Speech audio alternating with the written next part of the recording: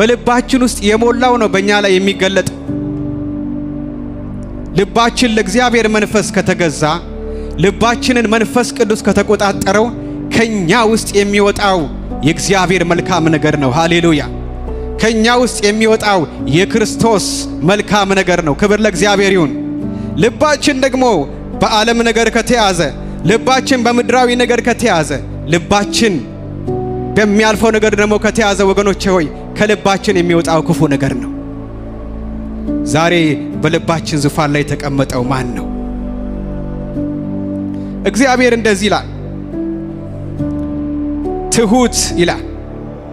ትሁት ልብ፣ ወደዚህ ወደ ትሁት ማለት ከእግዚአብሔር ሌላ በራሱ የማይመካ ባዶ እንደሆነ ምንም አቅም እንደሌለው ረዳቱ እግዚአብሔር ብቻ እንደሆነ የሚመካ አለኝ የሚለው ነገር የሌለው በእውቀቱ፣ በገንዘቡ፣ በሀብቱ፣ በንብረቱ፣ በዘመዱ ሳይሆን በእግዚአብሔር ብቻ የሚመካ ተስፋዬ እግዚአብሔር ነው፣ አቅሜ እግዚአብሔር ነው፣ ጉልበቴ እግዚአብሔር ነው ብሎ በእግዚአብሔር ላይ የተደገፈ ትሁት ሰው ነው። ክብር ለእግዚአብሔር ይሁን። ወደዚያ ሰው አያለው አለ ጌታ።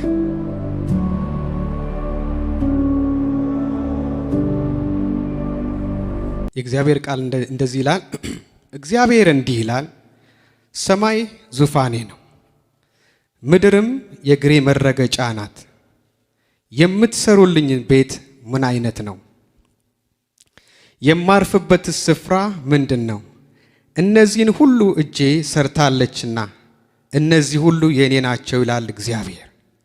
ነገር ግን ወደዚህ ወደ ትሁት መንፈሱም ወደ ተሰበረ በቃሌም ወደሚንቀጠቀጥ ሰው እመለከታለሁ።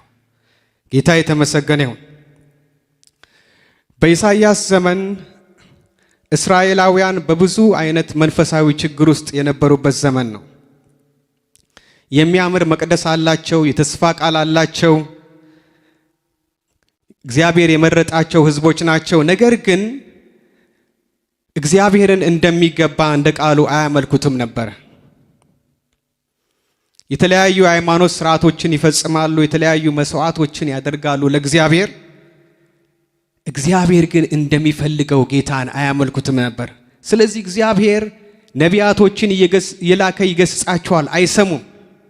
እስራኤል እግዚአብሔር አስደናቂ እጁን አስደናቂ ክብሩን ያሳየው ህዝብ ነው።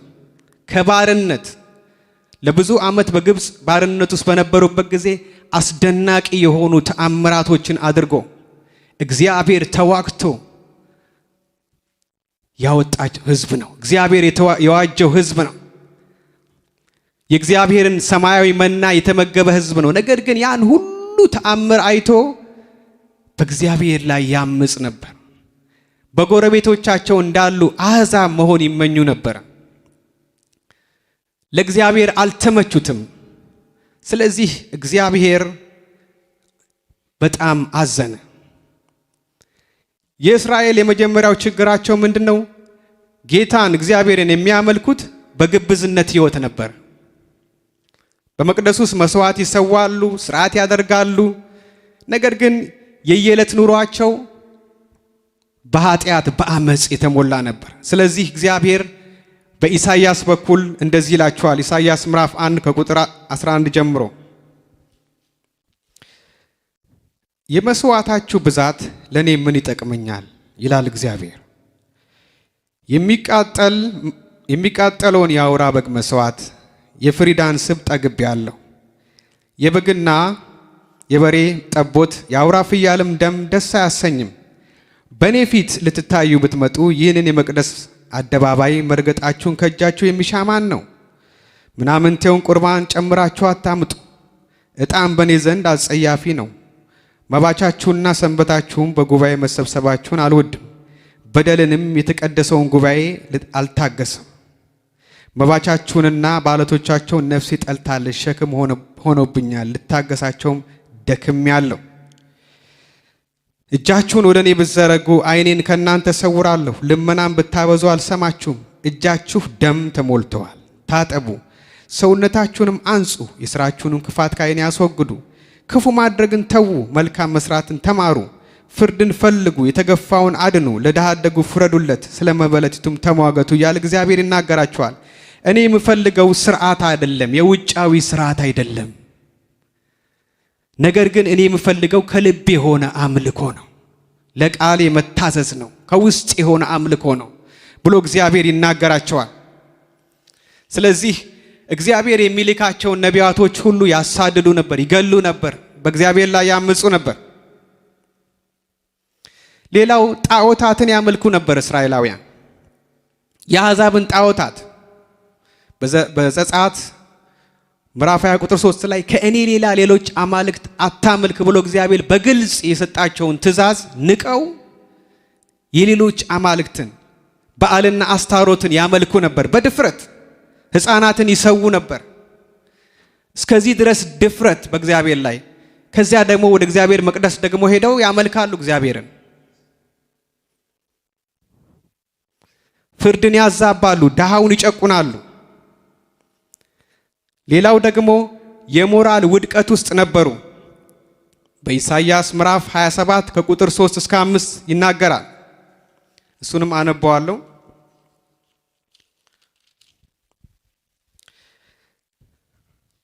እናንተ የአስማተኛይቱ ልጆች ያመንዝራውና የጋለሞታው ዘር ወደዚህ ቅረቡ። በማን ታላግጣላችሁ? በማንምስ ላይ አፋችሁን ታላቅቃላችሁ? ምላሳችሁን በማን ላይ ታስረዝማላችሁ? እናንተ በአድባር ዛፎች መካከል በለመለመ ዛፍ ሁሉ በታች በፍትወት የምትቃጠሉ፣ እናንተም በሸለቆ ውስጥ በዓላትም ሰንጣቂዎች በታች ሕፃናትን የምታርዱ የአመፅ ልጆችና የሐሰት ዘር አይደላችሁምን? በሸለቆ ውስጥ ያሉ የለዘቡ ድንጋዮች እድል ፈንታሽ ናቸው፣ እነሱም ዕጣሽ ናቸው። ለነሱም የመጠጥ ቁርባን አፍስሰሻል፣ የእህልንም ቁርባን አቅርበሻል። እንግዲህ በዚህ ነገር አልቆጣምን? ከፍ ባለውም በረዘመው ተራራ ላይ መኝታሽን አደረግሽ፣ መስዋዕትንም ትሰዊ ዘንድ ወደዚያ ወጣሽ ይላል። ስለዚህ ለባዕድ አማልክት ይሰዉ ነበረ። ተመልከቱ፣ ስንት ተአምራት ያዩ፣ ስንት ድንቅ ያዩ፣ የእግዚአብሔርን ክብር ያዩ፣ ይህን ሁሉ ለማይረባ ለማይሰማ ለማይናገር ለጣዖት ይሰዉ ነበር። በጣም ያሳዝናል። እግዚአብሔር ምሕረቱ ብዙ ነው። ጌታ የተመሰገነውን እንደ ቁጣው አላጠፋቸውም። ነገር ግን እግዚአብሔር እድል ሰጣቸው። ክብር ለእግዚአብሔር ይሁን። ስለዚህ እግዚአብሔር በኢሳይያስ ምዕራፍ 29 ቁጥር 13 ላይ ይህ ሕዝብ በአፉ ወደ እኔ ይቀርባል፣ በከንፈሮቹም ያከብረኛል፣ ልቡ ግን ከእኔ የራቀ ነው፣ በሰዎች ስርዓትና ትምህርት ብቻ ይፈራኛል። በስርዓት ብቻ፣ በውጫዊ ስርዓት ልባቸው ለእግዚአብሔር ቃል የተሰጠ አይደለም። በልባቸው ላይ እግዚአብሔር አልነገሰም። ስለዚህ እግዚአብሔር አዘነ። እግዚአብሔርም አላቸው፣ እኔ በዚህ በሰራችሁ መቅደስ ውስጥ አልኖርም። እኔ ሰማይ ዙፋኔ ነው፣ ምድር የእግሬ መረገጫ ነው። ምን አይነት ቤት ነው የምትሰሩልኝ? ይሄ የምትሰሩት መቅደስ እኔን አያኖረኝም። የከበርኩ አምላክ ነኝ። ሰማይን የዘረጋው ምድርን ያጸናው ሕያው አምላክ ነኝ። ስለዚህ በመቅደሳችሁ አትመኩ። እኔ ግን የምፈልገው ልባችሁን ነው ብሎ እግዚአብሔር ይናገራቸዋል። ጌታ የተመሰገነ ይሁን። ልባችሁን ነው። ስለዚህ እኔ የምመለከተው ምን አይነት ልብ ነው? ትሁት ልብ፣ መንፈሱ ወደ ተሰበረ በቃሉ ወደሚንቀጠቀጥ ወደዚያ ሰው ነው የምመለከተው። እምጎበኘው እንደዛ አይነት ሰው ነው ብሎ እግዚአብሔር ይናገራቸዋል።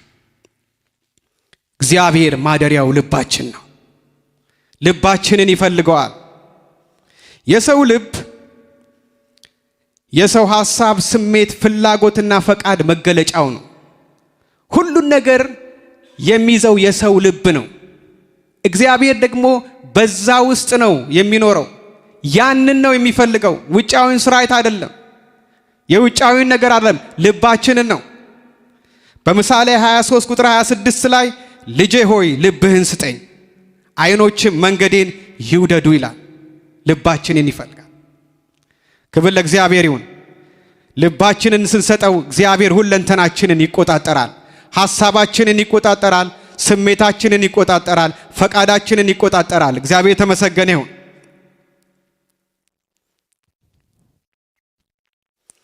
በሉቃስ ወንጌል 6:45 ላይ በልብ ሞልቶ የተረፈው ወደ አፍ ይወጣል ይላል። ሰው ከልቡ መልካም መዝገብ መልካም ነገር ያወጣል፣ ክፉም ከወደ ደግሞ ክፉ ነገር ያወጣል ይላል። በልባችን ውስጥ የሞላው ነው በእኛ ላይ የሚገለጥ። ልባችን ለእግዚአብሔር መንፈስ ከተገዛ፣ ልባችንን መንፈስ ቅዱስ ከተቆጣጠረው ከኛ ውስጥ የሚወጣው የእግዚአብሔር መልካም ነገር ነው። ሃሌሉያ!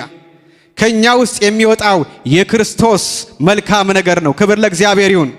ልባችን ደግሞ በዓለም ነገር ከተያዘ፣ ልባችን በምድራዊ ነገር ከተያዘ፣ ልባችን በሚያልፈው ነገር ደግሞ ከተያዘ ወገኖቼ ሆይ ከልባችን የሚወጣው ክፉ ነገር ነው። ዛሬ በልባችን ዙፋን ላይ የተቀመጠው ማን ነው? እግዚአብሔር እንደዚህ ይላል፣ ትሁት ይላል። ትሁት ልብ፣ ወደዚህ ወደ ትሁት ማለት ከእግዚአብሔር ሌላ በራሱ የማይመካ ባዶ እንደሆነ ምንም አቅም እንደሌለው ረዳቱ እግዚአብሔር ብቻ እንደሆነ የሚመካ አለኝ የሚለው ነገር የሌለው በእውቀቱ፣ በገንዘቡ፣ በሀብቱ፣ በንብረቱ፣ በዘመዱ ሳይሆን በእግዚአብሔር ብቻ የሚመካ ተስፋዬ እግዚአብሔር ነው፣ አቅሜ እግዚአብሔር ነው፣ ጉልበቴ እግዚአብሔር ነው ብሎ በእግዚአብሔር ላይ የተደገፈ ትሁት ሰው ነው። ክብር ለእግዚአብሔር ይሁን። ወደዚያ ሰው አያለው አለ ጌታ። ክብር ለእግዚአብሔር ይሁን። ወደዚያ ሰው እመለከታለሁ። ያዕቆብ ምዕራፍ 4:6 ላይ የእግዚአብሔር ቃል እንደዚህ ይላል፣ እግዚአብሔር ትዕቢተኞችን ይቃወማል፣ ለትሑታን ግን ምን ይሰጣል? ጸጋን ይሰጣል። ራሱን አዋርዶ ዝቅ ብሎ በፊቱ ለቀረበው እግዚአብሔር ጸጋን ይሰጣል። ትዕቢተኞችን ግን እግዚአብሔር ይቃወማል።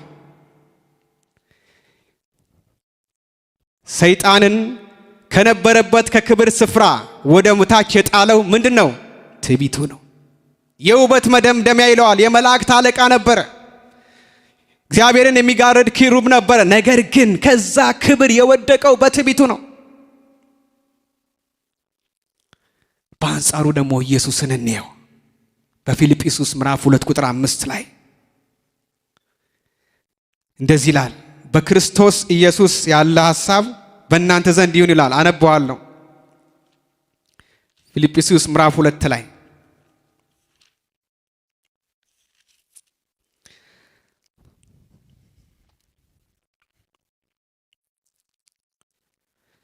ከአንድ ጀምሮ አነበዋለሁ። በክርስቶስ አንዳች ምክር ቢሆን፣ የፍቅር መጽናናት ቢሆን፣ የመንፈስ ኅብረት ቢሆን፣ ምሕረትና ርኅራኄ ቢሆኑ ደስታዬን ፈጽሙልኝ። በአንድ ሐሳብ ተስማሙ፣ አንድ ፍቅር፣ አንድ ልብ፣ አንድ ሐሳብ ይሁንላችሁ። ለወገኔ ይጠቅማል በማለት ወይም በከንቱ ውዳሴ ምክንያት አንድ እንኳ አታድርጉ። ነገር ግን እያንዳንዱ ባልንጀራው ከራሱ ይልቅ እንዲሻል በትሕትና ይቁጠር። እያንዳንዱ ለራሱ የሚጠቅመውን አይመልከት፣ ለባልንጀራው ደግሞ እንጂ። በክርስቶስ ኢየሱስ የነበረ ይህ ሐሳብ በእናንተ ዘንድ ይሁን። እርሱ በእግዚአብሔር መልክ ሲኖር ሳለ ከእግዚአብሔር ጋር መተካከልን መቀማት እንደሚገባ ነገር አልቆጠረው። ነገር ግን የባሪያን መልክ ይዞ በሰው ምሳሌ ሆኖ ራሱን ባዶ አደረገ። በምስሉም እንደ ሰው ተገኝቶ ራሱን አዋረደ፣ ለሞትም ይኸውም የመስቀል ሞት እንኳ የታዘዘ ሆነ። በዚህም ምክንያት እግዚአብሔር ያለ ልክ ከፍ ከፍ አደረገው፣ ከስም ሁሉ በላይ የሆነውን ስም ሰጠው። ይህም በሰማይና በምድር ከምድርም በታች ያሉ ሁሉ በኢየሱስ ስም ይንበረከኩ ዘንድ ምላስም ሁሉ ለእግዚአብሔር አብ ክብር ኢየሱስ ክርስቶስ ጌታ እንደሆነ ይመሰክር ነው። እግዚአብሔር ተመሰገነ ይሁን። ትሁት ነው ኢየሱስ። ከሰማያዊ ክብሩ ራሱን ዝቅ አድርጎ ወረደ። የባሪያን መልክ ይዞ እስከ መስቀል ሞት ድረስ ታዘዘ። የደቀ መዛሙርቱን እግሮች አጠበ።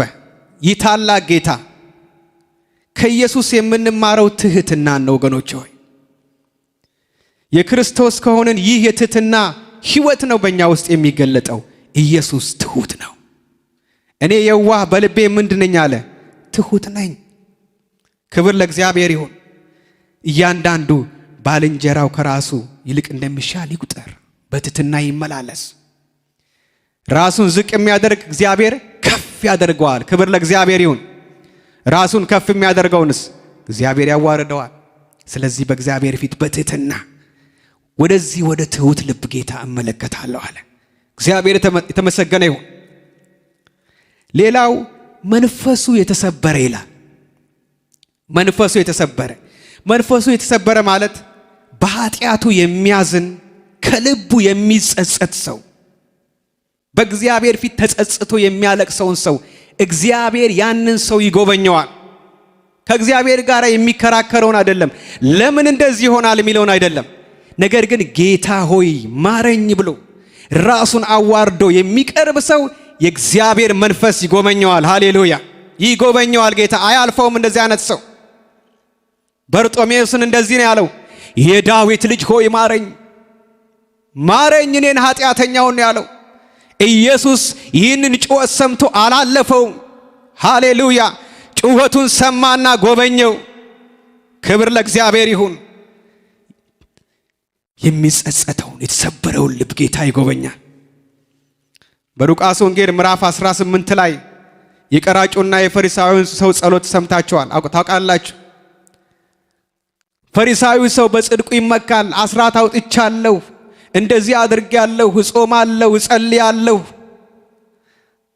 እንደዚህ ቀራጭ ስላልሆንኩ አመሰግንሃለሁ ብሎ የትዕቢት ጸሎት ይጸልይ ነበር። ያ ሰው ግን ቀራጩ ወደ ሰማይ እንኳን ቀና ላይ አልፈለገም። ነገር ግን ልቡን እየመታ ጌታ ሆይ ደረቱን እየመታ ማረኝ። ይህ ሰው ከዛ ይልቅ ጻድቅ ሆኖ ተመለሰ። የእግዚአብሔር ጉብኝት አገኘው። ትሁቱን ሰው፣ መንፈሱ የተሰበረውን ሰው እግዚአብሔር አይንቅም፣ እግዚአብሔር ይጎበኘዋል። ሃሌሉያ! በእንደዚህ አይነት መንፈስ የሚቀርበውን ሰው ኢየሱስ አያልፈውም፣ ኢየሱስ ይጎበኘዋል። ሃሌሉያ! እንደዚህ አይነት ልብ ነው ጌታ የሚፈልገው። ክብር ለእግዚአብሔር ይሁን። በመዝሙር ምዕራፍ 34 ቁጥር 18 ላይ ልባቸው ለተሰበረ እግዚአብሔር ቅርብ ነው፣ መንፈሳቸው የተሰበረንም ያድናቸዋል ይላል። ልባቸው ለተሰበረ ሰው እግዚአብሔር ቅርብ ነው፣ ጸሎታቸውን ይሰማል። ጌታ የተመሰገነ ይጎበኛቸዋል፣ ጥያቄያቸውን ይመልሳል፣ አያልፋቸውም። ሃሌሉያ! ክብር ለኢየሱስ ይሁን። የእግዚአብሔር መስዋዕት የተሰበረ መንፈስ ነው። የተሰበረውንና የተዋረደውን ልብ እግዚአብሔር አይንቅም ይላል መዝሙር 50 ቁጥር 17 ላይ። ለእግዚአብሔር ደስ የሚሰኘው መስዋዕት ይሄ ነው። በተሰበረ ልብ፣ በተዋረደ ልብ የሚቀርብ መስዋዕት እግዚአብሔር አይንቀውም። ክብር ለኢየሱስ ይሁን። ሃሌሉያ! ስለዚህ ወገኖች ሆይ በእንደዚህ አይነት አምልኮ አምልኩኝ ይላቸዋል ለእስራኤል ሕዝብ። ዛሬም እግዚአብሔር ለዚህ ይናገረናል። ዳዊት እግዚአብሔርን በበደለ ጊዜ፣ እግዚአብሔርን ባሳዘነ ጊዜ አልተከራከረም፣ እንደ ሳኦል አልተከራከረም። ነገር ግን ጥፋቱን ነቢዩ ናታን በነገረው ጊዜ ያ ሰው አንተ ነህ ባለው ጊዜ እግዚአብሔርን በድያለሁ ብሎ ራሱን አዋረደ። እግዚአብሔርም ቀጥቶታል። ነገር ግን እግዚአብሔር አልጣለው። አባት የሚወደውን ልጁን እንደሚቀጣ እግዚአብሔር ይቀጣል። ነገር ግን ፈጽሞ አይጥለንም። ክብር ለእግዚአብሔር ይሁን። የሚቀጣን ለምንድን ነው? ከቅድስናው እንድንካፈል ለጥቅማችን ነው፣ ሊያጠፋን አይደለም። የእግዚአብሔር ቅጣት መልካም ነው። ክብር ለእግዚአብሔር ይሁን። ልጆች ባንቀጣቸው ምን ይሆናሉ? ይበላሻሉ፣ አመፀኞች ይሆናሉ። ስንቀጣቸው ግን ጥፋታቸው ይመለሳሉ። እግዚአብሔርም የሚቀጣን እንድንስተካከልለት ነው፣ ለጥፋት አይደለም። እግዚአብሔር ተመሰገነ ይሁን። ስለዚህ እግዚአብሔር ዳዊትን እንደ ልቤ አለው። እግዚአብሔር ከዳዊት ጋር ነበረ፣ ድል ይሰጠው ነበረ። ክብር ለኢየሱስ ይሁን። ሌላው በቃሌ የሚንቀጠቀጥ ይላል። በቃሌ የሚንቀጠቀጥ እግዚአብሔር ቃሉን የሚያከብረውን ሰው እግዚአብሔር ያከብረዋል። ክብር ለእግዚአብሔር ይሁን።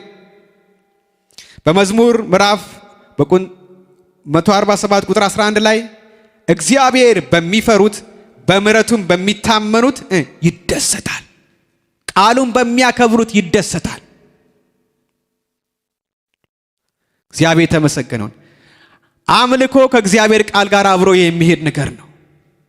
ቃሉን ጥሎ አምልኮ የለም። ቃሉን ጥሎ በረከት የለም። እግዚአብሔር የሚመለከው እንደ ቃሉ ነው። እግዚአብሔር የተመሰገነ ይሁን። ክብር ለኢየሱስ ይሁን። ምሳሌ ምዕራፍ 9 ቁጥር 10 ላይ የጥበብ መጀመሪያ እግዚአብሔርን መፍራት ነው፣ ቅዱሱንም ማወቅ ምንድነው? ማስተዋል ነው ይላል። ክብር ለኢየሱስ ይሁን። በቃሉ ስንኖር፣ በቃሉ ስንመላለስ፣ እግዚአብሔርን ስንፈራ እግዚአብሔር ደስ ይሰኛል። እውነተኛ አምልኮ ይሄ ነው። ጌታ የተመሰገነ ይሁን። ስለዚህ እግዚአብሔር ጉዳዩ ከምናችን ጋር ነው? ከልባችን ጋር ነው። ከልባችን ጋር ነው። ሃሌሉያ። እግዚአብሔር የሰው ልብ ክፉ እንደሆነ ያውቃል። አመፀኛ እንደሆነ ያውቃል። የኃጢአተኛ ተፈጥሮአችን እጅግ አስቸጋሪ እንደሆነ ያውቃል። ለዚህ ነው በኤርምያስ ምዕራፍ 17 ቁጥር 9 ላይ የሰው ልብ ከሁሉ ይልቅ ተንኮለኛ እጅግም ክፉ ነው፣ ማንስ ያውቀዋል ያለው። እኔ እግዚአብሔር ለሰው ሁሉ እንደ መንገዱ እንደ ሥራው ፍሬ ይሰጥ ዘንድ ልብን እመረምራለሁ፣ ኩላሊትንም እፈትናለሁ ይላል። አመፀኛ እንደሆነ ያውቃል የሰው ልብ እግዚአብሔር። ስለዚህ የመዳን መንገድን አዘጋጀለት። ክብር ለእግዚአብሔር ይሁን። ሊለውጠን ይህን አመፀኛው ልባችንን ሊቀይረን በመንፈሱ ሃሌሉያ። መንፈስ ቅዱስ የሰዎችን ልብ ይለውጣል። ስለዚህ እንደዚህ አለ በሕዝቅኤል ምዕራፍ 36 ከ26 እስከ 27 ላይ ምን አለ? አዲስ ልብ እሰጣችኋለሁ አለ። ሃሌሉያ። አዲስ መንፈስ በውስጣችሁ አኖራለሁ፣ የድንጋዩን ልብ ከስጋችሁ አወጣለሁ፣ የስጋን ልብ እሰጣችኋለሁ፣ መንፈሴንም በውስጣችሁ አኖራለሁ፣ በትእዛዜም አስኬዳችኋለሁ አለ። ሃሌሉያ። ፍርዴንም ትጠብቃላችሁ ታደርጉትም አላችሁ። አዲስ ልብ በክርስቶስ ኢየሱስ ስናምን ሃሌሉያ መንፈስ ቅዱስ ወደ እያንዳንዳችን ልብ ይገባል። ልባችንን አመፀኛው ልባችንን ይለውጣል። ክፉ የሆነውን ልባችንን ይለውጣል። የመቀደስና የመቀየር ስራውን ይሰራል። ሃሌሉያ መንፈስ ቅዱስ። ስለዚህ እንደ ድሮ እንደ ብሉይ ኪዳን ስርዓትን በስጋችን አይደለም የምንፈጽመው፣ ነገር ግን በእምነት ነው። ሃሌሉያ ስናምን ሃሌሉያ የእግዚአብሔር መንፈስ ወደ ውስጣችን ይገባል፣ ልባችንን ይቀይራል። እነሆ ማንም በክርስቶስ ቢሆን ምንድነው ይላል? አዲስ ፍጥረት ነው። አሮጌው ነገር አልፏል፣ እነሆ ሁሉ አዲስ ሆኗል። ወገኖቼ ሆይ ይህ ያገኘነው መዳን ድንቅ ነው። ወገኖቼ ሆይ በእምነት ኢየሱስን በእምነት ስንቀበል አዳኘ ነው ስንል ወደ ሕይወታችን ስናስገባው መንፈስ ቅዱስ ወደ ውስጥ ይገባል። አሮጌው ነገራችን ይለወጣል፣ ይቀየራል፣ አዲስ ሰው እንሆናለን። አመፀኛ የነበረው ሕይወት፣ በኃጢአት የተሞላው ሕይወት ነፃ ይወጣል፣ ይቀደሳል። ሃሌሉያ ነፃ ይወጣል። ክብር ለኢየሱስ ይሁን። በትእዛዙ ያስኬደናል፣ በመንገዱ ያስኬደናል። መንፈስ ቅዱስ ኃይል ይሰጠናል። ክብር ለጌታ ይሁን። ጌታ ኢየሱስ ሲናገር የምነግራችሁ በዮሐንስ ወንጌል 16 ቁጥር 12 ላይ ብዙ አለኝ፣ ነገር ግን አሁን ልትሸከሙት አትችሉም። ነገር ግን የእውነት መንፈስ ቅዱስ ሃሌሉያ በመጣ ጊዜ ወደ እውነት ሁሉ ይመራችኋል። የነገርኳችሁን ቃሌን ያበራላችኋል፣ አቅም ይሰጣችኋል፣ ጉልበት ይሰጣችኋል፣ በቅድስና ለማምለክ በጽድቅ ለማምለክ። ከናንተ የምፈልገው ግን ልባችሁን እንድትሰጡኝ ነው። ክብር ለእግዚአብሔር ይሁን። የመንፈስ አምልኮ እግዚአብሔር የተመሰገነ ይሁን። ለእግዚአብሔር መንፈስ ራሳችንን ስናስገዛ ራሳችን ተለውጠን እናገኘዋለን። አዲስ ሰው ሆነን እናገኘዋለን። በጥረት አይደለም፣ በልፋት አይደለም፣ በጾም አይደለም፣ በጸሎት አይደለም፣ በእምነት ሃሌሉያ፣ በክርስቶስ በቃሉ ላይ በማመን ብቻ ይህ በሕይወታችን ይሆናል። ክብር ለኢየሱስ ይሁን። ሃሌሉያ።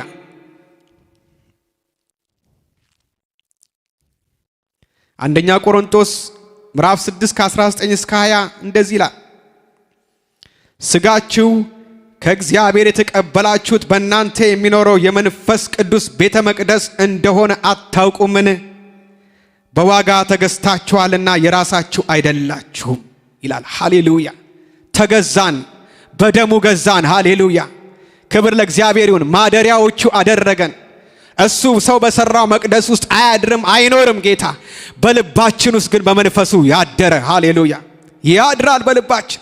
እግዚአብሔር በልባችን ውስጥ ሲኖር ወገኖቼ ሆይ ሕይወታችን ሁሉ እሱን የሚመስል ይሆናል። ልጅ አባቱን እንደሚመስል፣ ልጅ ወላጆቹን እንደሚመስል እነሆ ከመንፈስ እንወለዳለን፣ አዲስ እንሆናለን፣ እንቀየራለን። እግዚአብሔር የተመሰገነ ይሁን። ያስጨነቀን ኃጢአት፣ ሲከብደን የነበረው ቀንበር ከላያችን ላይ ይሰበራል። ሱስ ሁሉ ይሰበራል። ሲገዛን የነበረው ኃጢአት ሁሉ ከላያችን ላይ ይሰበርና ነፃ እንወጣለን። ክብር ለኢየሱስ ይሁን። ዛሬ ያስቸገረን ነገር ምን ይሆን? የከበደን ነገር ምን ይሆን? የገዛን ያሸነፈን ነገር ምን ይሆን? ለመንፈስ ቅዱስ ራሳችንን እንስጥ። ለእግዚአብሔር ራሳችንን እንስጥ። እኔ በራሴ ጉልበት አልችልም፣ በራሴ አቅም አልችልም። አንተ ግን ታስችላለህ፣ ትለውጣለህ፣ ትቀይራለህ። የራሴን ጸባይ ማረም አልችልም፣ የራሴን ጸባይ እኔ ማስተካከል አልችልም። ነገር ግን ጌታ ሆይ እንካ አንተ ሕይወቴን ተረከብ ስንለው መንፈስ ቅዱስ ያስችላል። ሃሌሉያ። የመለወጥ ስራውን የመቀደስ ስራውን ይሰራል በውስጣችን። የማይረባውን ነገር ከውስጣችን ይነቅልና የሱን ሕይወት ይሰጠናል። ኢየሱስን እንመስላለን። ተለውጠን ራሳችንን እናገኘዋለን። ሃሌሉያ። ክብር ለኢየሱስ ይሁን። ልብህን ስጠኝ ልጄ ሆይ፣ እኔ የምፈልገው ይሄንን ነው። ልብህን ስጠኝ። ልብህን ከሰጠኝ በውስጥህ የመለወጥ የመቀየር ሥራዬን እሰራለሁ። አዲስ ልብ፣ አዲስ ሕይወት እሰጥሃለሁ። እግዚአብሔር ተመሰገነ ይሁን። ክርስትና ጸባይ ማረሚያ አይደለም ወገኖች፣ ክርስትና ሕይወት ነው።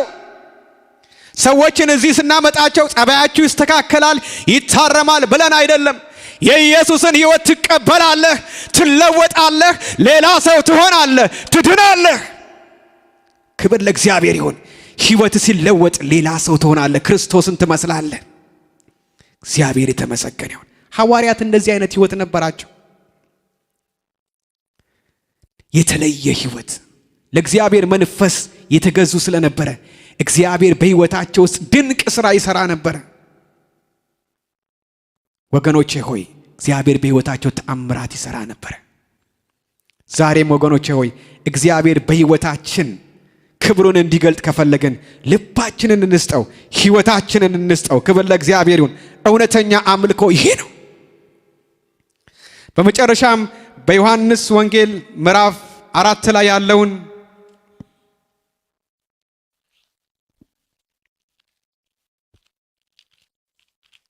እናያለን።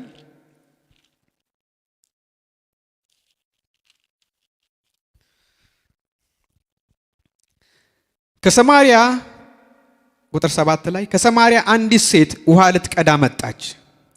ኢየሱስም ውሃ አጠጭኝ አላት። ደቀ መዛሙርቱም ምግብ ሊበዙ ከተማ ወጥተው ነበርና፣ ስለዚህ ሳምራዊቱ አንተ የይሁዳ ሰው ስትሆን ሳምራዊቷ ሴት ከመሆን ከእኔ መጠጥ እንዴት ትለምናለህ? አለችው። አይሁድ ከሳምራውያን ጋር አይተባበሩም ነበርና። ኢየሱስ መልሶ የእግዚአብሔርን ስጦታና ውሃ አጠጭኝ የሚልሽ ማን መሆኑን ብታውቂ አንቺ ትለምኙ ነበር፣ የሕይወትንም ውሃ ይሰጥሽ ነበር አላት። ሴቱም ጌታ ሆይ መቅጃ የለህም፣ ጉድጓዱም ጥልቅ ነው። እንግዲህ የሕይወት ውሃ ከወዴት ታገኛለህ? በውኑ አንተ ይህንን ጉድጓድ ከሰጠን ከአባታችን ከያዕቆብ ትበልጣለህን? ራሱም ልጆቹም ከብቶቹም ከዚህ ጠጥተዋል አለችው። ኢየሱስም መልሶ ከዚህ ውሃ የሚጠጣ ሁሉ እንደገና ይጠማል፣ እኔ ከምሰጠው ውሃ የሚጠጣ ሁሉ ግን ለዘላለም አይጠማም። እኔ የምሰጠው ውሃ በሱስ ለዘላለም ሕይወት የሚፈልቅ የውሃ ምንጭ ይሆናል እንጂ አላት። ሴቲቱም ጌታ ሆይ እንዳልጠማ ውሃም ልቀዳ ወደዚህ እንዳልመጣ ይህን ውሃ ስጠኝ አለችው። ኢየሱስም ሂጂና ባልሽን ጠርተሽ ወደዚህ ነይ አላት። ሴቱም መልሳ ባል የለኝም አለችው። ኢየሱስም ባል የለሽም በማለትሽ መልካም ተናገርሽ፣ 5 ባሎች ነበሩሽና አሁን ካንቺ ጋር ያለው ባልሽ አይደለም፣ በዚህ እውነት ተናገርሽ አላት። ሴቱም ጌታ ሆይ አንተ ነቢይ እንደሆንክ አያለሁ።